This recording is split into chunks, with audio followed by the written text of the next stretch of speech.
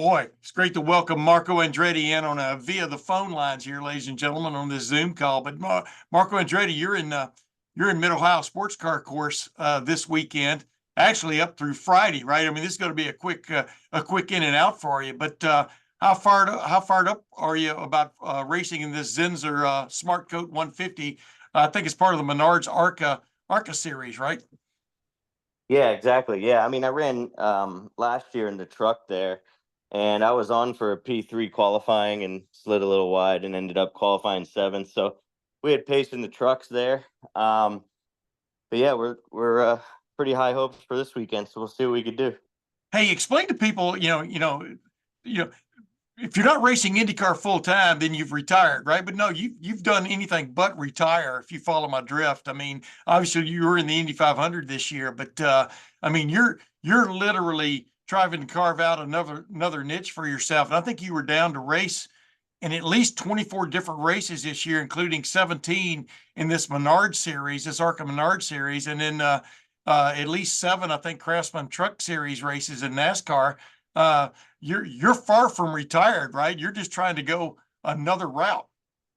Yeah, I wanna see what this is all about. I had a lot of fun in the SRX series, and I just kind of wanted to try my hand at some of this stuff. So, um, I've been having it's been like a breath of fresh air. The stock car stuff's been really fun for me. So, the pure racing of it is a lot of fun, and you're always in combat. It seems where you know Indy seems more like track position dependent and more in and out laps and pit stops and stuff. Here is like you're always duking it out a little more. So it's been fun.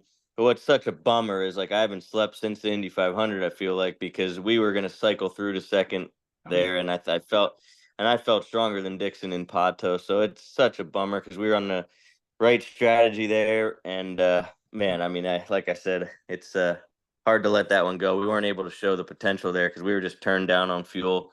But the car was so good, and two guys touched ahead of me, and I lost it trying to miss them. Yeah, I know. I mean, that to me is the craziness now of the Indy 500. And you're right. And the funny thing about it was you almost saved it. I mean, that was one of the almost that was almost a Danny Sullivan a little bit, you know what I mean? But just a barely touch, right? And that was it. Yeah, I mean, it was just a tank slapper, and then I feel like I would have caught it, but I kind of ran out of room Yeah. with the wall coming. But famous last words. Yeah, I know. Famous last words. Hey, get back into this though a little bit. I mean, what you touched on it a minute ago, but what do you find that's satisfying about where you are now in terms of this more of a stock car kind of an approach? You talked about the closeness of the racing, et cetera, but how do these cars suit you? I mean, you know what I mean? Do you find you're getting more and more comfortable in these things every time you go out? I am, yeah. I mean, I feel like a couple races we kind of maximize what we had here. So, I think the Toyotas are very, very tough. So that Yeah. the top couple teams with Gibbs and Venturini are kind of in a little bit of leagues of their own. So we're trying to maximize what we got going and trying to beat them when we can. So, we had a good qualifying at Portland with third. So hopefully we have that kind of pace here, if not better. Yeah, I was going to say Cook Racing Technologies is who you're racing for in your Chevrolet. What do they bring to the table? Do you feel like you're set up with a pretty damn good team here? Yeah, it's a good deal. I mean, it's been fun. We're working away, like I said, to try to catch those other guys. So, working really hard at it. It's just a lot of the races are circumstantial too. I mean, the Yeah. last one actually similar to Indy, I kind of got collected in somebody else's mess. So, but that the car was so good at Iowa that I'm like, this is going to be a fun day, and then it just got collected. It was such a bummer. So, those races are always fun on short ovals when you got the back end underneath you and the thing's working good. That was just I was looking forward to a real fun day, and we got collected again. So, a lot of bad luck as well. So we're working through it. Oh heck yeah! I mean that's what you get into in this is. What do you find satisfying or tough or whatever you want to call it about racing at Mid Ohio in particular? You've done it a lot. What just jumps out at you about the track that you like or maybe you don't like? I think just the different types of corners, like it's a very flowing track, I think is the word. So, But then you have big shutdown corners like the keyhole and heavy braking too. So it's good passing opportunities, good race for the fans. All good things. I have a ton of laps around that place. Yeah, absolutely. I mean, it's up and down, around and around. uh, Exactly. I caught up. I've gotten to take some laps there and also ride with a couple of race car drivers in a two-seater type thing, and it's quite the. It can be quite the roller coaster to a certain extent for us uninitiated. But I wanted to ask you this, Marco. Where are you ultimately trying to get to? I think what I admire most about your efforts right now is, and I've seen you talk about this, is, let's face it, with your name and background and connections, you probably could have jumped right into something, from the standpoint of the upper echelon of NASCAR. But you want to get some background, right? You want to know what the car is feeling, not meaning you want to know what these cars are all about before you move to that upper echelon, right? I mean, do I have that wrong?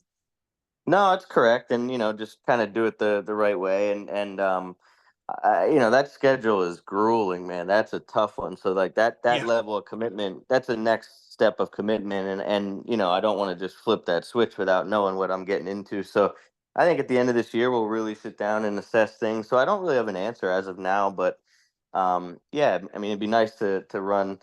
I mean, it'd be really cool to run the Daytona 500. I feel like that's something that I can, hopefully it'd be cool to put together yeah. a deal there. But and then from there, I'm not sure. Maybe the some truck races and stuff. But yeah, who knows what the future has? We'll see. Absolutely. Yeah. Is it hard for you to wrap your head around the fact your grandpa won the Daytona 500 and the Indy 500? I mean, of course, that was back in the day too, but it's still back in the day, it was still grueling, right? I mean, knowing that guy just doesn't surprise me. Yeah. But Yeah. no, I mean it's so cool. Yeah, he was able to be so diversified in his portfolio, racing portfolio anyway. So that's kind of something I'd like to emulate, right? Try to Yeah. be semi-successful at everything we do. So Yeah. that's the plan. Well, that's what's gotten me before you go. That's what got me about your luck at Indy, man. Like you said, I mean, anybody could see what strategy you were on this year, and then that bad luck bites you again and stuff. It's just crazy. You try to stay out of harm's way, but somebody else does it for you, right? I mean, that's that like you were talking about in Iowa the other day. I mean, it's just crazy how luck plays such a role, right? Yeah, you can't plan a lot of that. I was talking to Right. Dad about that. Like because I'm very critical of myself, and I was when you look at like the restarts, because Dad said when he came out of retirement to run with me, sometimes his restarts suffered, and being semi-retired. But like, I don't think that was the case. I mean, we were on the move, and I think like I almost had Dixon pinned on that one, but he chopped across me Yeah. and then got to the front. But if I would have pinned him there, it would have been we would have cycled through the lead and it would have been a different game. So, but no, we when it's time to really point out stuff, I'll do that. I just think I think we drove a good race until just having to miss that thing was a bummer. Yeah, I know you got to go here. I wanted to ask you one other quickie. When you jump No into a problem. stock car, explain to people who've never had this luxury of driving an Indy car and driving a stock car, but what is the biggest what is the biggest difference between the two? Obviously, the weight is a big difference. I would think braking right on down the line, but at a place like a Mid Ohio, what is what is the one thing you clearly have to get used to about the actual car and its dynamics? I think the grip level is down and the movement is up. So like Yeah, things happen slowly, but it's just a different discipline. It's more, it's just as fun. It's just different. And so just trying to, learn how to maximize the grip without overdriving the car has been big for me because it's easy to come from IndyCar with all that grip and overdrive. So sometimes the slower you go, the faster you go if you're just super smooth and drive to the tire.